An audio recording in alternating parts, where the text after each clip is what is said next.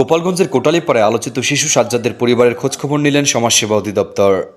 বিভিন্ন গণমাধ্যমে সংবাদ প্রকাশিত হয় উচ্চ আদালতের নির্দেশে কোটালীপাড়ার আলোচিত যমজ 2 শিশুসহ 4 শিশুর পরিবারের দেখভাল করার জন্য সমাজসেবা অধিদপ্তর ও প্রশাসনকে নির্দেশ দেওয়ায় পরে আজ গোপালগঞ্জ জেলা সমাজসেবা অধিদপ্তর 10,000 ও কোটালীপাড়া সমাজসেবা অধিদপ্তর 10,000 টাকার চেক, খাদ্যবস্ত্র সহ বিভিন্ন সামগ্রী তুলে দেন গোপালগঞ্জ সমাজসেবা অধিদপ্তরের উপপরিচালক মোহাম্মদ হারুনুর রশিদ।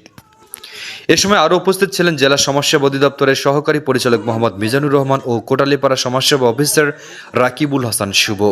এদিকে ওই শিশুদের পিতা জামাল মিয়াকে Gopalganj chief judicial magistrate Firoz Mamun জামিন মঞ্জুর করেন বলে জানা যায়। আমরা সহযোগিতা গ্রহণ করব এবং তার যে কোনো সময় যে কোনো মুহূর্তে আজকে আমি শোনা মাত্রই জেলা প্রশাসন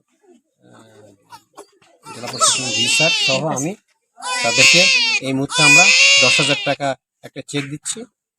এছাড়াও তাদের খাওয়ার জন্য খাদ্য সামগ্রী কিছু কিনে নিয়ে আসছি, তারা যেন এইগুলো ঠিকমতো পায় এবং যে কোনো সময় যদি কোনো প্রয়োজনে লাগে আমরা তাদের পাশে সবসময় থাকবো। খুব সুন্দর এদের সার্বিক সহযোগিতা।